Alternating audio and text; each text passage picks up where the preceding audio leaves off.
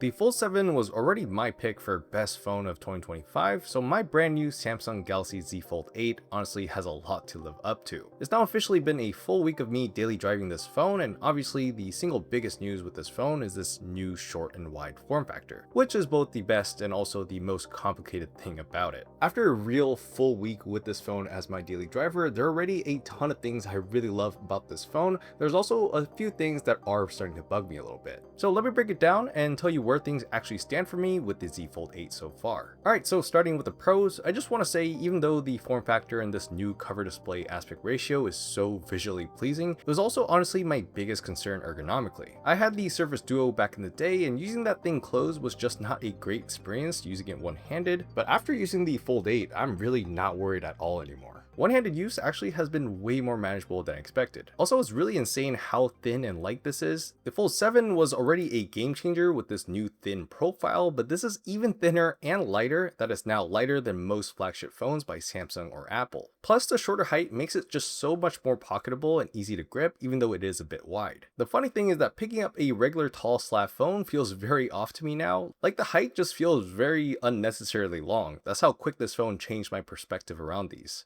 In terms of build quality and the hinge, the Fold 7 already felt really well put together, so I wasn't expecting a big jump here, but the hinge on the Fold 8 is better. The way it opens and closes, the sound it makes, the resistance, it all just feels snappier and more satisfying. And then the crease, Samsung has made it much shallower and wider this time around, and the difference is actually pretty noticeable. It's gotten to that point where it basically disappears on me in daily use. I really find myself not thinking about it at all anymore. Honestly, I didn't really think about it on the Fold 7 either, but this is even less noticeable, which is a small but big achievement since I know a lot of other people have a big problem with this on foldables. And then there's a more anti-reflective inner display, which I honestly underestimated before I got this phone. A few weeks before I switched over to the Fold 8, I started to notice that the Fold 7's inner display started to pick up a lot of reflections in the subway that I didn't notice before, but I started to notice a little bit more lately. Like, this was actually bothering me trying to watch stuff. As soon as I got the Fold 8, that was just gone. The inner display is just so much better in those conditions, and combined with the crease being basically non-existent, watching videos on here during my commute has been genuinely a better experience than ever. Now, even though all this hardware has been super exciting, the Fold 8 is also an expensive $2,000 phone. So protecting this phone with a case is super important to me, but honestly, for foldables, it's kind of hard to find a good case that's both protective and thin. So that's why I highly recommend these Armor Grid cases by Banks, the sponsor for this portion of the video. I've been using their cases on my Fold 7 for a while now, so their new Fold 8 collection was a must-have for me. They got two options here, the Armor Grid Air Grand Combo and the Armor Grid Pro Grand Combo. The Armor Grid Air is their protection without bulk option, so if you want something slim for everyday carry, this is the one. The Armor Grid Pro is protection without compromise, a bit more heavy duty, protects all angles, and more travel ready if you're moving around a lot. Both are using this Kevlar material, which gives them this really satisfying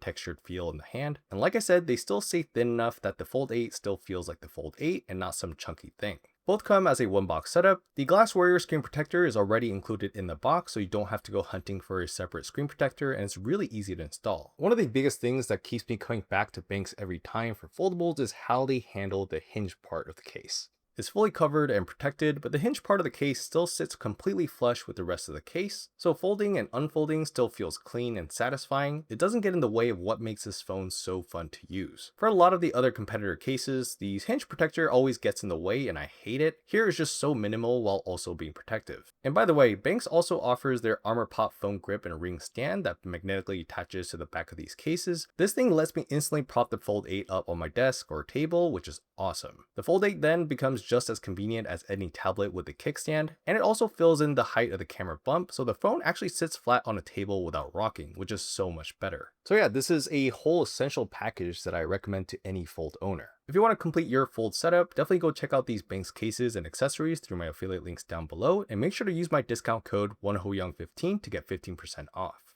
Coming back to the inner display and its new aspect ratio, these have been real upgrades for watching videos and just consuming content. On the Fold 7, to get the largest viewing area, you have to rotate it to landscape, but this makes the crease run horizontally right through the center of whatever you're watching. On the Fold 8, because the wider display is a default orientation when you open it, you don't have to rotate it to get the bigger viewing area, and the crease runs vertically down the middle instead. This vertical crease is so much less distracting when watching stuff. My eyes just don't catch it in the same way. So yeah, I really found myself opening this to watch content all the time and watching stuff more often with this phone because you just open it and you already have the wide form factor. Now the side-by-side split screen multitasking on this thing is also just way more enjoyable than on the taller, square-ish Fold form factors. When you put two apps side by side on the Fold 8's wider inner display, each panel actually gets a naturally proportioned window. So something like watching a YouTube video with the comments on one side while having another app running on the right. I can actually see the video properly while checking the contents on both. On the Fold 7, the split screen panels were much taller and narrower, so the video side always felt cramped. On the Fold 8, it's just a better ratio for the way I actually use split screen. So those were some of the biggest pros of using the Fold 8 as a daily driver for the past week. So let's move on over to the cons, which takes us to the other side of having this new wide form factor. Now, split screen multitasking being better is great, but the pop-up window multitasking is actually a step back. Because the inner display has so much less vertical space now, any app you open in pop-up view just launches in this squished, flatter aspect ratio that feels cramped and kind of hard to work with. I kept having to resize and reposition the pop-up windows way too often, so after a couple of days, I've pretty much just stopped using pop-up windows and defaulted to using split screen only. On the Fold 7, I used both multitasking systems pretty comfortably depending on what I was doing. On the Fold 8, I really feel more comfortable with split screen. And this kind of ties us into the differences with productivity and multitasking for anything related to work. Replying to emails or catching up on Slack on the traditionally more square inner display just felt more natural. When you pull up the keyboard, you just still have a good chunk of the email or the Slack thread visible above it, so you can read and reply at the same time without losing the context. On the Fold 8, the keyboard takes up a bigger portion of that already shorter vertical space, so you're left with seeing a lot less of whatever you're trying to respond to. I've honestly caught myself way more often just reading over stuff rather than actually replying to things on the Fold 8.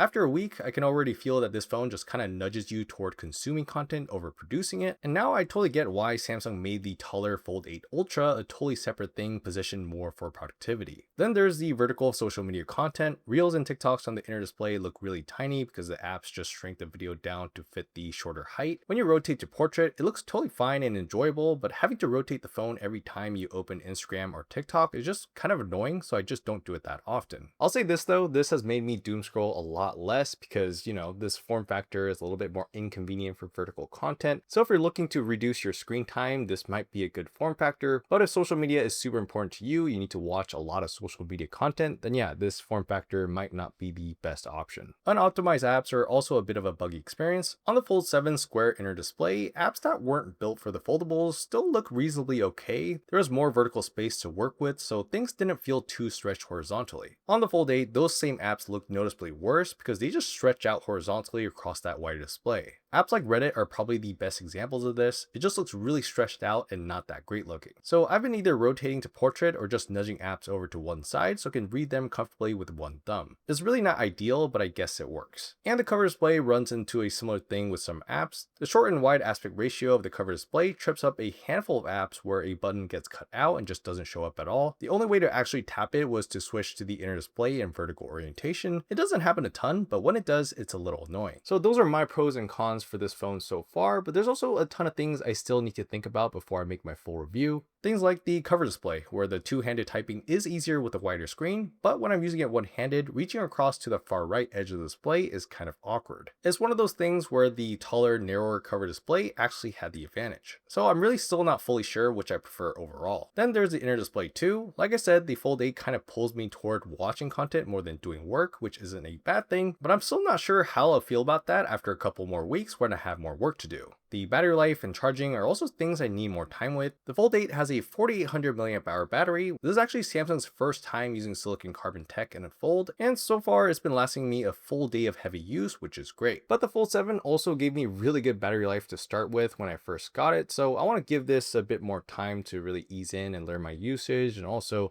have the time pass by and see how this battery ages. Camera hardware and the quality are also still a think in progress for me too. I've been shooting mostly on the main lens in 24 megapixel mode, and the shots have been coming out clean and well processed. I did notice that Samsung's post-processing here is noticeably better than what it used to be, but I honestly haven't pushed it that hard yet with much zoom or tougher situations. I also do want to try it more in RAW and show some properly edited results to get the most out of this camera.